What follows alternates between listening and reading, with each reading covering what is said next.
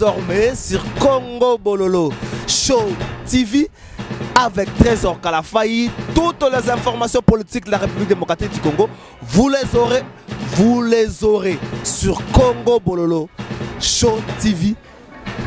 Il y a maman Mokonzi, Marceline Mido, Igwe de la presse, Moto à Volcan. On a posé à Nini. L'isolo à syndicat, l'isolo à rassemblement, l'isolo à majorité, il y a MP. Oh, comment le MP, l'isolo à Nini, il y a Nenge qui m'a géré Kinshasa, va poubelle leki, ba wentene belé, nyoswana, kasi nebozu ya ngona Congo Bololo Show News TV avec Trésor Kalafayi. Ne zappez pas. Est-ce que côté na bino nengo tikela rango tango kendaka poto ya bongo tilelo batonga immeuble moko te to komema liboso ya ndako na bino, vous aurez toutes ces informations là. Ne zappez pas. Ya solo actualité République démocratique du Congo mikolo ezali meke to ebite nani akolala nani akola mukalobi na tongo po mikolo yo ngunga ekomi ya kobanga ba marche kilikili ko kanga bisika na bisika kasi na ngambo moko na site Kivu mabele pe ningana ki mokola lelo wana pesa kaka na cadre ba actualité moko ya biso mopanzisango moko engagé Daniel Safu depuis mokola na crédit asina boko ya la police infraction bakangeli injure contre le chef de l'état et le bi moko ba panzisango ya komaki esika zali mokola lobi kasi solo na ye na bakonza la police salama ki bien te ko meka ko solo na avocat na to e baso ki dossier yango ekomi na ndenge nini eke wapi po mikolo avocat na zakida na dossier à ce sac mais mususu e bakisami marche solo maki mokola le 30 novembre zo continuer ko za actualité ba membre ya Katumbi c'est lui mon choix aux alliés Asbel moko boy oyo maître pe avocat Daniel Safu avocat basta rebelle à Cordonaka ba militaire bango bakanga maki au moins 10 militaires bakanga maki est-ce que na Congo ba libérer po on te parle la police a dit que ba ndeko belé baza déjà libéré maître bakambaki bonne santé le moko. Ouais, santé ça nango bien te parce que na Congo santé ça va bien te hein. Ba lui ko chat drapeau na nini lebo msela ko chat drapeau na kingo mikolo comme infraction il faut éviter encore.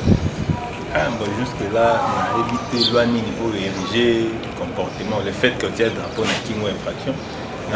Jour loi nous la voter, publier et promulguer, publier dans le journal officiel dans le métier sur la voter. Vous comprenez que peut-être au plus un cadre professionnel va pouvoir dire la tiède main, drapeau de la caca. Avant de commencer à Daniel Safu, poster lobby au titre de la rédaction belé, c'est-à-dire qu'il y a 10 militants, il y a Katumbi c'est le mon choix, Bazaki perd au Kamakou, à Bimaki Nabalabala, donc il y a un Bazali Banda. Oui, c'est vrai que tu identifies qu'il y a un certain nombre dans la Bango, 5 déjà baza libérés. Pourquoi? Parce que manifesta qui mécontentement la Bango contre le électoral, contre la présence de Kabila à la tête de Mboka, et que c'était pour nous, na Kassem, et dans le niveau peuple congolais, une façon de Kabila que non, les 31, il faut Kende, et les membres de la biso comme Thomas Chaki, Monsieur Bakanaki Bango, bon, tout le monde qui autorité à la police, Monsieur Batikaki Bango, mais Monsieur Tozolanda, suivi na Bango pour la Batika Bango pour infraction, pour Zawana Tedaka acte d'intimidation, il y a pouvoir bien Kabila comme il en a souqué. Katumbi, c'est le mon choix où vous allez coordonner Nangonga Oyo. Vous avez se situé wapi? Vous avez pour transition sans Kabila. Élection 23 décembre 2018. Puis nous vous se situer puis donc comment c'est pour tout côté ça. Pour la biso. Même si l'élection est koya na 2050, mais l'élection n'est pas sans Kabila. C'est pour dire quoi? Le 31 décembre il faut Kabila Kende, donc il y a une transition sans Kabila. Non, ne vous en faites pas, ne vous en faites pas. Comparé à Zaki na Manduki, Manduki est bétaté. Mugabe c'était le tout puissant, comprendre qui était à Kendeki. Donc Manduki wana ne vous en faites pas. Er mongo tika nanzele comme on va jouer, ba sakana kanango.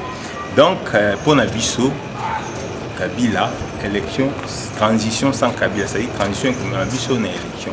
Parce que Namboka Oyo, dites-vous, tant que nous aurons les élections avec Kabila au pays, à la tête de ces pays, la crise est pour continuer à Kakaka. Parce que Kabila, le régime naé, les autres qui s'abonnent une fois pour organiser les choses. Donc, on va organiser une élection très bâclée. Mais nous estimons que tout ça dans l'élection de transition sans lui à la tête de ces pays, et que Moutoumoussousou a dirigé le pays, a même sur l'élection, en tout cas, tu reçois quand même l'élection, quand même crédible. Le bâté que non, d'ailleurs, il n'est pas il est déjà hors mandat. Mugabe était dans les mandats, mais il est parti. Comparé dans les mandats aussi. Il est parti. Donc, il ne faut pas qu'on nous dise que non, ce n'est pas faisable. Non. C'est faisable dans la mesure où Kabila est déjà hors mandat. Boni Sobapé, ça qui est encore il y a 31, et aussi là. Et après là, je pense qu'en tant que citoyen, jeune encore, qu'il prenne ce courage-là, les 31, à ça la démission, il fera œuvre utile et le Congo sera jamais reconnaissant dans lui. Voilà. Maître, tout le mercredi pratiquement à 22h40, 22h50, tango téléphone nange sonaki pour nous sonanayo Daniel Safou. Nangonga wana usalaki déplacement olali depuis mercredi ti Nangongo. Daniel Safou ça venga on IPK la pire police d'intervention rapide. Kuna za makambo intervention rapide. Tena police d'intervention rapide akeko sala nini pe akomi kuna ndenge nini ba grief nini za reprocher contre. Bon, Daniel Safou le lo akangamaki mercredi la police d'intervention rapide après-midi pourquoi alors je crois qu'il y a la police n'a pas kangi muto intimidation brutalité ce qui fait que ça qui moi crise et en crise on est même qui na moi perfusion intervention médicale sikoyo à reprendre un peu et lobby na kende kotala lobby les 30 azaki na auditionné si na longwa 18h 19h qui peut auditionner mais curieusement à 22h talambo quand ndenge zalaka ba auditionner na 22h sans avocat naé bon cela ne tienne ba ebisi était les motifs pour lesquels oh ba kangi normalement so wa kangi mon père c'est mon papa vous allez awa to kangi pona lobby nini Daniel ba kangi kaka ba poser ba question est-ce que kende kibo est-ce que sala kibo est-ce que lo baboué mais balubane vraiment que tout kangi pour jusque là Daniel Safou a émis de mon côté de pourquoi bakangi voilà pourquoi tout ça derrière la démarche on a tout ici la police de toutes les façons 48 heures déjà expiré attitré parce que c'est un dossier et ça ni plaignant Zali ni preuve Zali ni les faits pour lesquels elle a poursuivi et banité et comme le roi la Kafka donc voilà lobby na article ya confrère moko o akoma ki nesika yango à lobby colonel moko à la police a epsaki nesika na ke Daniel Safou afingaki non bon nga nazo pesa no information oyo na vu na dossier on a vu un dossier et Daniel Safou va reprocher jusque là bah c'était les motifs pour lesquels ceux qui bango bah il dit motif bah reprocher qu'il a évité ça c'est autre chose mais dans le dossier judiciaire exact de toutes les façons sur le bi bah fingaki mutu ça ne suit pas bah que bah fini mutu en droit il va fini mutu non seulement les préfets bah fini mutu boy bah bi mutu tel oza zoba au moins c'est pas vraiment bah fingaki mutu a fini yo nini bon ceux qui a fingaki lokola au lobby ndengo tanga qui a fingaki Kabila bon a fingaki ndenge nini tu vois. Donc, ce sont des éléments où si réellement il faut que ça soit mais jusque-là, il y a pour ceux qui a fingaki Kabila boé, bon, vous la qui fingaki Kabila, jusque-là, mais curieusement, il détenir Kaka. Bon, tout le temps qui a OPJ, et n'a pas tenu ce soir, nous avons rendez-vous dans Bango, Calamité, le loté, soit bâtiment à parquet comme ça. Nous on va suivre les dossiers dans le niveau à parquet. Mais dans le niveau de Bango, aujourd'hui déjà, il faut se saisir dans le dossier. Le basouka na dossier, c'est il faut ce qui va été bâti dans le parquet pour que comme on a affaire civile. Oui, parce que normalement, ce qui va, il faut bâtir en ce sens que dans le niveau de la police judiciaire, OPJ à Dakar à 48 heures selon le Bécambo pour la garde à vue. Donc après 48 heures, il faut soit à Tiki doit relaxer, soit à Tindier na parquet. Malheureusement, tout le monde a un erreur, ça par 7 ans, 6 mois, ils ont la carte pour un RP. oui après la communauté donc on est à kaka bu en boka na biso là non ça là c'est bien en boka donc il faut batikaer déjà les lots ce batiquer tes lots il va transférer na parquet comme ça au niveau du parquet on estime que là quand même là magistrat bah Beko et à partir de là on va leur faire comprendre que voilà vous devez arrêter sur base de preuves et sur base de la légalité et que bah éléments les a réunis bouticaille donc tout ça sur na biso moko c'est-à-dire na état ya Daniel je crois que les choses maître motuna nanga suka ce totali tournure au dossier c'est ça que je vois toi là qui na yo to tambola qui na yo to que cour suprême to que c'est ça batuni so mona que dossier wana za clou mais tournure au dossier wana c'est ça que je to mona makambo e kangele yo kanisi ki ata batili dossier na parquet ba magistrat na biso ba kozala na ngui ya koloba pesembo que no likambo yo mwana mboka dani sa facile le côté bon libéré to ba magistrat na biso kozala procès spectaculaire le roi ya koloka na Franck Dion. Bon, ce qui est vrai, il y a beaucoup de choses à dire. La justice n'a pas cannabis.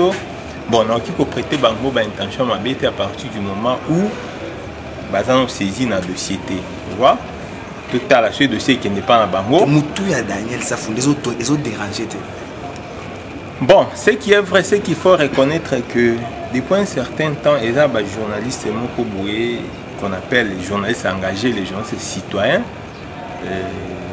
Mieux apprécier, travailler bien, défendre bien Bokaoyo, Daniel Safou, Mike Mukebayi, Joël Kade, Belé, Bino, Oyo, Salam Bino, na Boussembo Nyon 5 euros, un des Tokutan Boena Peso $100, $1000 Omoni, ce qui fait qu'ils ont dérangé, surtout régime Kabila, ils ont dérangé Bango, et voilà pourquoi Hermokopé, Bazoluka, Banuir Bango. De toutes les façons, parce que même s'il faut banir Bango pour combien de temps, donc pour combien 29 jours ou 30 jours, donc pour 30 jours, donc on dit que mais les 31 à Kobimana et pour lui que le régime est changé, donc Kabila a démissionné.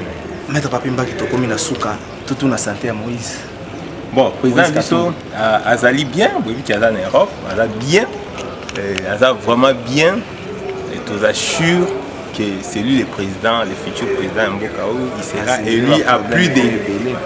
sera élu à plus de 80%.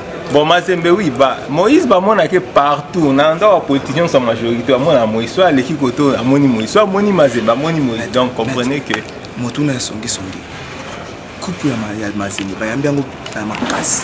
Sans policier à tourner sabato, sans policier à tourner sabato, sans policier à tourner sabato, ngotala, batiquer le coup pour mon simbo kangi photo, mais comme il a le Lubumbashi, population la police reçoit, la population habite au Kenango, ma police habite, beaucoup de escorte mbam na stade, c'est plus d'une heure, jouer à battre les mains. Le problème est ça, mon police n'a dit il faut y aller il faut y aller à Zali wana pour la population, pour protéger la population na va bien. La police Azar, il est censé rester loyal, il faut être légaliste. Moni, ceux qui policiers a commis pour la casquette politique, ils allaient bien té. Pourquoi ils allaient bien té? Les autres je vous dis sincèrement, en général, dont j'étais les noms comme avocat, mais je me rappelle dans la deuxième république, je ne m'imaginais pas dans l'hôtel maintenant général Wanabo. Mais comme avocat, pourquoi? Pour moi, continuer à armer les athées. Moni, vu ma communion sur Oyo, Basala. Et voilà pourquoi, il y a police, il y a armée, il faut avoir des leçons. Ce n'est pas bon. De toutes les façons, le peuple a abondé la caca Bango. Daniel Sabo a abondé la caca Bango. Les autres, ceux qui m'auraient commis bien, Moïse va du pouvoir. Policier a commis la bien, à l'époque, policier, chaque les 15 à ration, à moi, tenir, mais t'as là, si quoi, tenir policier, mais ça ne va pas, auto pour ça, tu vois. Donc, les lots, toujours bundé la bango pour n'avoir comme bien, policier comme bien, moi, on attend quand même classe bien, la classe à tout moment, policier. Quand la policier on fout là dans la cité, ils ont bien des policiers normalement il faut à caserner tout ça et ma communion c'est bien. Donc la policier je pense que comme il faut comprendre déjà, comme il faut comprendre mais victoire est encore compté. Zalamboula zone ici la Kabila Mokolomoko, Bila Mokolomoko en les 31 au Kabila a démissionné. Là on souhaite démissionner. Merci maître, merci la disponibilité à chaque fois que besoin est raté. Merci Nabino Bolandaki biso maître Papi Mbaki. Bon mon mécène, ce qui dossier moko ya 3 ezali, dossier moko bakangi journaliste, dossier moko bakangi ba jeune association mouvement citoyen ko mona mettre à côté le matin sous tandenga to tambola mangamba dans les afo bolo bateki mutu moko atindele ba million te ngana ebi mettre na ndenge ya kati ya bimi na ye moko voiture na kutu ba ko tout tango na bato amitema mabe ba tout yango po nini po atelemela ça juste après intervention na makamba dans les afo ande ba tout ki voiture na ye dans mikolo mettre azongeli ko tambola makolo mais mercredi na buto azalaki libanda tiko ya na babenga onini na pire alongaki télé pratiquement à 22h 23h moins era zongaki yemoko yebi c'était minuit passé lobby transport ezalaki passe mazalaki na pire lelo pendenge moko eza engagement citoyen au-delà la fête à cause de gérer ça engagement citoyen asana posaka ka bien-être za na Congo posoki yo nanga to comme na soit difficulté à li passer sauter bana ba ko classe to se soucier na bango te to comité na bakanda mikolo ko to pusa pembe na ba fête ko ma ko sindika po mwana ko senga yo ilamba ya sika to base te to ko sala malamu bo s'abonner na kati ya basite na biso Congo Bololo Show TV bo s'abonner et ko permettre bino à chaque fois que actualité ko sala na page ya information biso na bino to lobi bongo merci mingi na partie kitoko na sima caméra Marcel Mido na coordination merci na bandeko nyoso bolanda biso na bino ti makambo to bongo na Congo.